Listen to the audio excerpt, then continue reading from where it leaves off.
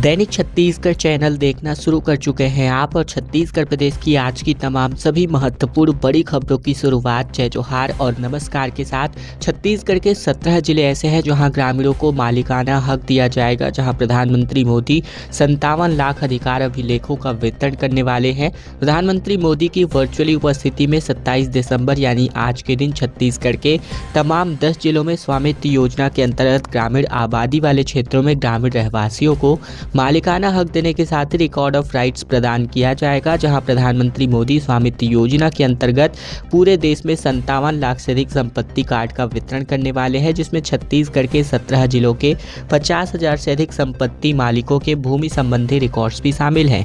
इस योजना में मालिकाना हक के साथ ही रिकॉर्ड ऑफ राइट्स प्रदान करने के लिए जिलों में समारोह का आयोजन किया जा रहा है। ये आयोजन दोपहर 12:30 बजे से प्रारंभ होने वाला है।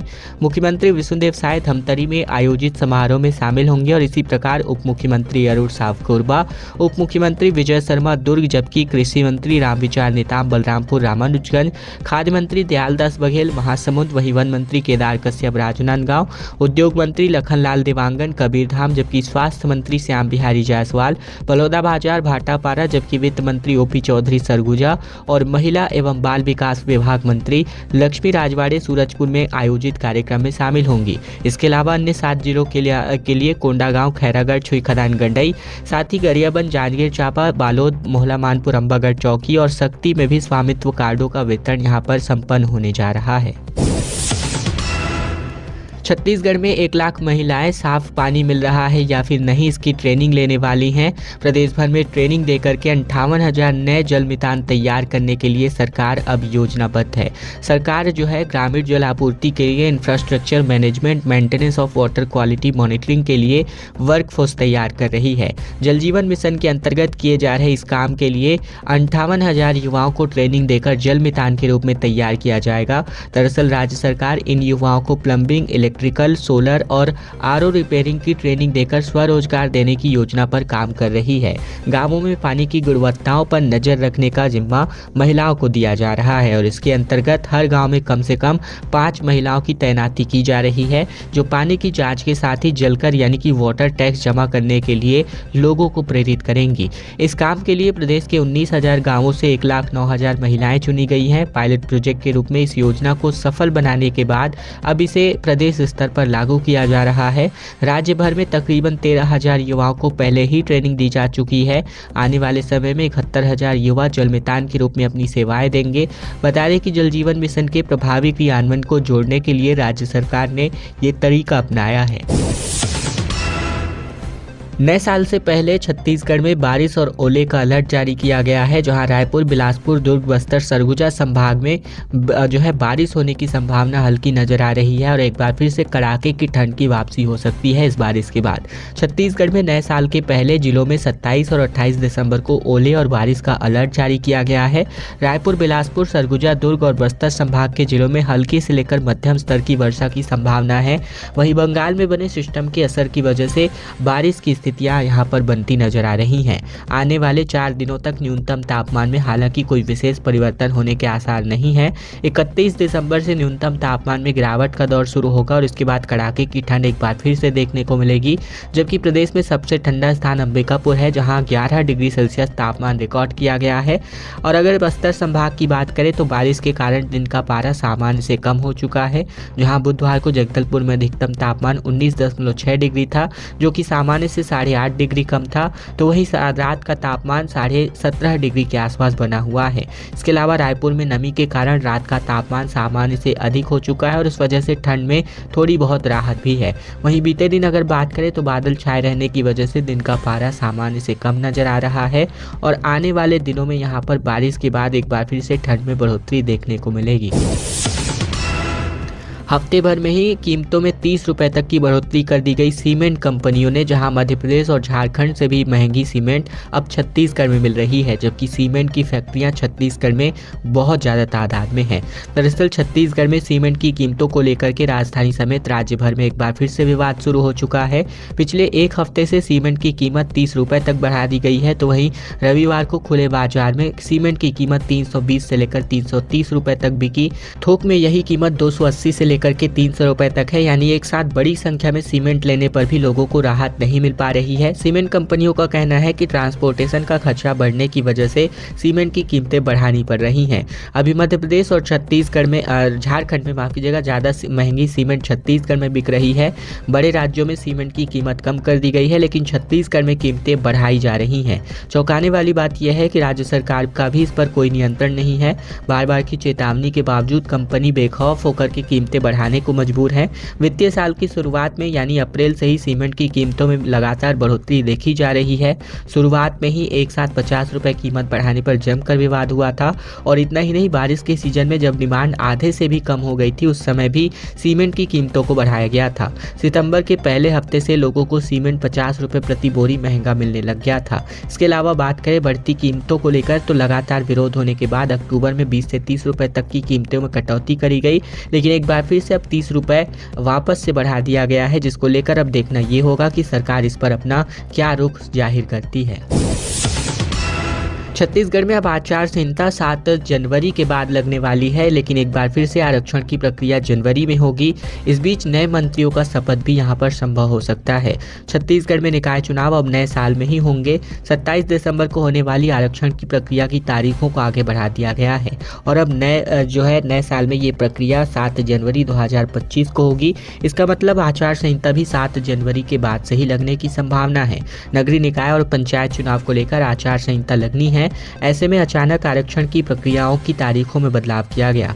इसके पहले अब कैबिनेट विस्तार की अटकलें भी तेज हो गई हैं। चर्चा है कि 7 जनवरी से पहले प्रदेश में 2 या फिर 3 नए मंत्री सरकार के मंत्रिमंडल में शपथ ले सकते हैं, और इसी वजह से ही तारीखों में बदलाव किया जाना संभावित, ये अंदाजा अटकलें लगाई जा सकती हैं। भारतीय जनता पार्टी ने इस बीच अपने मंडल और जिलों के अध्यक्षों की नियुक्ति भी कर दी है। संगठनात्मक प्रक्रिया के बाद अब सरकार की कैबिनेट के नए चेहरे कौन होंगे इसका भी ऐलान किया जा सकता है। आरक्षण प्रक्रिया की तारीखों के बढ़ने के संगठन और सरकार दोनों के पास समय और मिल चुका है, और इसके पहले पंचायत स्तरीय चुनाव के आरक्षण के तारीखों में भी सरकार ने बदलाव किया हुआ था। रायपुर, अंबिकापुर और बिलासपुर की फ्लाइट टिकट एक बार फिर महंगी हो गई, जहां बेस फेयर 1999 से बढ़ाकर 6000 रुपये कर दिया गया। सेवाएं और बुकिंग भी अभी तक नियमित नहीं हो पाई हैं। रायपुर, अंबिकापुर और बिलासपुर की फ्लाइट सप्ताह में 3 दिन के लिए शुरू की गई है, लेकिन इसकी सेवाएं और बुकिंग अभी नियमित नहीं हो पाई हैं। फ्लाइट का किराया 1000 रुपये निर्धारित किए जाने का दावा किया गया था, लेकिन अब टिकटें 6000 रुपये तक महंगी कर दी गई हैं। सरगुजा से हवाई सेवाओं को शुभारंभ करने के लिए रायपुर में मुख्यमंत्री विष्णुदेव साय ने इसका उद्घाटन किया था। फ्लाइट का संचालन करने वाली कंपनी बिग कंपनी ने अपनी वेबसाइट से टिकटों की बुकिंग करवाई है, और फिलहाल ये सेवा गुरुवार, शुक्रवार और शनिवार को उपलब्ध है। फ्लाई बिग की सेवा रायपुर अंबिकापुर, अंबिकापुर बिलासपुर, बिलासपुर अंबिकापुर और अंबिकापुर रायपुर के लिए संचालित है। हवाई सेवा का शुरुआती किराया 999 रुपये होने का दावा किया गया था, लेकिन इस कीमत पर शुभारंभ होने के 2 दिन बाद तक टिकटों की बुकिंग 999 रुपये बेस फेयर पर करी गई, और अब फ्लाइट की कीमतें कंपनी ने बढ़ा दी है।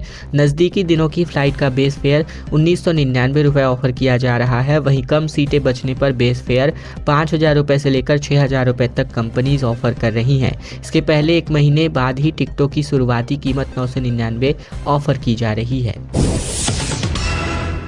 छत्तीसगढ़ में बवाल के बाद अब 3 जगहों पर मंडल अध्यक्षों की नियुक्तियों को रद्द कर दिया गया है। छत्तीसगढ़ बीजेपी अध्यक्ष ने कहा कि 24 घंटे में सब सॉल्व कर दिया जाएगा। दरअसल छत्तीसगढ़ में भाजपा के 450 से अधिक मंडलों में चुनाव चल रहे हैं। कुछ जगहों पर अध्यक्षों की नियुक्तियों को लेकर बवाल भी हुआ था। वहीं बीजेपी के कार्यकर्ता अपने ही बड़े नेताओं से भिड़ गए हैं, और अब भाजपा ने रायपुर समेत 3 जगहों पर मंडल अध्यक्षों की नियुक्ति ही रद्द कर दी है। मंडल चुनाव के दौरान कई जगहों पर विधायकों पर अपने लोगों पर तरजीह देने और कार्यकर्ताओं का अपमान करने का आरोप लगा। वहीं अब डिप्टी सीएम अरुण साहब और प्रदेश अध्यक्ष किरण सिंहदेव ने कहा कि जहां भी विवाद हुआ है उसे जल्दी सुलझा लिया जाएगा।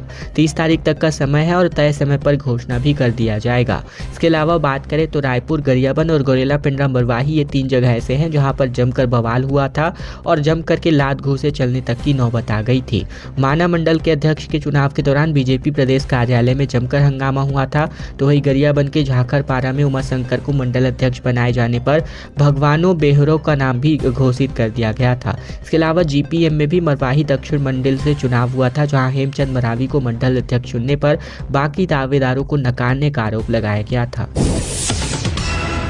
कांकेर में टूरिस्ट बस और पिकअप की जोरदार टक्कर हो गई। बस में सवार बच्चे जो है बड़ी घटना की वजह से यहाँ पर देखने को टल गया, जहाँ एक बड़ी घटना टली है और पिकअप के परखच्चे यहाँ पर देख सकते हैं उड़ चुका है। कांकेर जिला के ग्राम कंडेल के पास बीती सुबह तकरीबन 8 बजे रायपुर से आ रही टूरिस्ट बस और पिकअप वाहन की आमने सामने टक्कर हो गई और टक्कर इतनी भयंकर थी कि पिकअप के परखच्चे उड़ गए। वहीं बस के सामने का हिस्सा पूरी तरह क्षतिग्रस्त हो गया है। हालांकि घटना में किसी भी प्रकार की जनहानि नहीं हुई है और सूचना मिलते ही मौके पर पहुंचकर चारामा पुलिस ने सड़क बहाल करते हुए अपनी कार्यवाही प्रारंभ कर दी। बताया जा रहा है कि टूरिस्ट बस में बस्तर भ्रमण से वापस लौट करके छात्र सवार थे और बस चालक ने बताया कि बेमेतरा से बस्तर घूमने ये सभी गए हुए थे। वापसी के दौरान ये दुर्घटना हुई, जहां टक्कर में किसी को हालांकि कोई चोट नहीं आई है। छत्तीसगढ़ कांग्रेस में 3 जिलाध्यक्षों को बदला जाएगा, जिसकी घोषणा जो है जल्दी हो सकती है। रायपुर, दुर्ग और बिलासपुर, धमतरी समेत कई बड़े शहर इसमें शामिल हैं। दरअसल छत्तीसगढ़ में नगरीय निकाय चुनाव से पहले कांग्रेस अपने संगठन में एक बड़ा फेरबदल कर सकती है, जहां प्रदेश में शहर और ग्रामीण मिलाकर कुल 30 जिलाध्यक्ष बदले जाएंगे, जिसमें रायपुर, दुर्ग, बिलासपुर और धमतरी जैसे बड़े शहर भी शामिल हैं। दिल्ली में प्रदेश प्रभारी सचिन पायलट के पार्टी के शीर्ष नेताओं के साथ मुलाकात के बाद ये फैसला किया गया है, जहां दीपक बैज इस समय कर्नाटक में कांग्रेस वर्किंग कमेटी की बैठक में शामिल होने के लिए गए हैं और ऐसे में वापसी के बाद नए जिलाध्यक्षों के नामों का ऐलान किया जा सकता है। वहीं संगठन के खाली पड़े पदों पर भी नियुक्तियां दी जा सकती हैं। 15 दिन में दीपक बैज 2 बार दिल्ली दौरा कर चुके हैं, लेकिन इस बार दिल्ली गए दीपक बैज अपने साथ संगठन में बदलाव की सूची लेकर आए थे। वहीं बात करें ब्लॉक अध्यक्षों की, तो संभावित जिलाध्यक्षों के नाम का पैनल भी लेकर गए थे। कांग्रेस प्रदेश प्रभारी सचिन पायलट के साथ नेता प्रतिपक्ष रणदास महंत, कांग्रेस के प्रभारी महासचिव विजय जांगीर, जेसिका लेथफलांग और साथ ही एक साथ एस संपत भी इस बैठक में शामिल हुए थे, जहां सूत्रों के मुताबिक तकरीबन 30 से अधिक जिलाध्यक्षों के बदले जाने की बड़ी खबर है। सीएम साय ने घोषणा की है कि प्रदेश के स्कूली पाठ्यक्रमों में अब स्कूल में गुरु गोविंद सिंह के साथ ही वीर साहिबजादों के अमर बलिदान की कहानी बच्चों को पढ़ाई जाएगी। गुरु गोविंद सिंह के वीर साहिबजादों यानी बाबा जोरावर सिंह और बाबा फतेह सिंह के अमर बलिदान की कहानी अब छत्तीसगढ़ के स्कूली बच्चों को पढ़ाई जाएगी। वीर साहिबजादों के वीरता की ये कहानी देश के युवाओं के साथ ही साहस के साथ आगे बढ़ने के लिए प्रेरित करेगी। मुख्यमंत्री विष्णुदेव साय ने वीर बाल दिवस के अवसर पर राजधानी रायपुर के मेडिकल कॉलेज सभागार में आयोजित बौद्धिक संगोष्ठी को संबोधित करते हुए ये बड़ी घोषणा करी, जहां उन्होंने गुरु गोविंद सिंह और वीर साहिबजादों का पुण्य स्मरण करके कहा कि हमें उनकी शिक्षाओं का अपनाना चाहिए और नई पीढ़ी को उनके आदर्शों के माध्यम से जोड़ना चाहिए। इस दौरान मुख्यमंत्री ने वीर साहिबजादों के जीवनी पर आधारित एनिमेटेड फिल्म भी देखी। 27 दिसंबर से 6 दिवसीय दौरे पर जो है यहाँ आरएसएस प्रमुख मोहन भागवत छत्तीसगढ़ आ सकते हैं। दरअसल बात करें तो आज जो है रायपुर पहुंचेंगे, जहां वे इस दौरान विटोली बैठक और सायं प्रातः शाखा में शामिल होंगे और इसके बाद डॉक्टर मोहन भागवत 1 जनवरी को दोपहर रायपुर दिल्ली रवाना हो जाएंगे। दरअसल राष्ट्रीय स्वयंसेवक संघ के अगले साल जो है 100 साल पूरे हो रहे हैं और इस शताब्दी वर्ष में आरएसएस देश भर में कार्यक्रम करेगा। किस तरह के कार्यक्रम होने हैं, इसको लेकर लगातार सरसंघ चालक मोहन भागवत राज्यों का दौरा कर रहे हैं। इस कड़ी में उनका 27 से लेकर 31 दिसंबर तक रायपुर प्रवास होगा और इस दौरान वे अलग अलग सत्र में कार्यकर्ताओं और वरिष्ठ अधिकारियों के साथ संगठन को मजबूत करने की तमाम बातों पर चर्चा करेंगे। वहीं शताब्दी वर्ष में आरएसएस का बड़ा फोकस पंच परिवर्तन पर है और इसके बारे में जानकारी देकर बताया जाएगा कि क्या क्या करना है। छत्तीसगढ़ के 14 लोगों को विदेशों में साइबर गुलाम बनाया गया, जहां 3 गायब रहे जो थाईलैंड, कंबोडिया और वियतनाम से वापस नहीं लौटे हैं। छत्तीसगढ़ के बात करें तो लोगों को जो है दक्षिण पूर्व एशियाई देश यानी म्यांमार, कंबोडिया, फिलीपींस और थाईलैंड में अजीबोगरीब ट्रेंड चल रहा है, जहां भारत से विजिटर वीजा पर जाने वाले लोगों को गुलाम बनाकर उनसे ऑनलाइन ठगी कराई जा रही है। उन्हें साइबर गुलाम यानी साइबर स्लेवरी का जो है काम दिया जा रहा है, जहाँ उन देशों के ठग गैंग उनका पासवर्ड वीजा जब्त कर ले रहे हैं। केंद्रीय गृह मंत्रालय ने छत्तीसगढ़ के 17 लोगों की सूची भेजी है। इनमें रायपुर के 5 और दुर्ग भिलाई के 7 शामिल हैं। पुलिस का दावा है कि इनमें से 14 लोगों से संपर्क कर लिया गया है और एक ही परिवार के 3 लोग कहां हैं, इस पर अभी सस्पेंस है। बता दें कि 14 लोगों से संपर्क यहां पर किया गया है, जिनमें से 3 लोगों का पता नहीं चल पाया है।